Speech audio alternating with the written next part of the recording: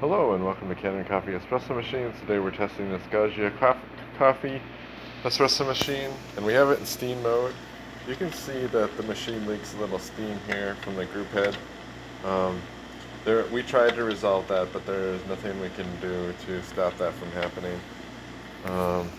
It still produces nice strong steam. I'll show you here. You can see we get nice steam, really strong.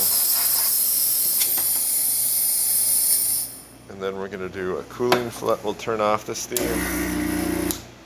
Turn off the steam, and then we'll do a cooling flush so we can make espresso. That's how I usually like to run these machines, because then you can make your coffee faster that way. If you steam first and then do a cooling flush second.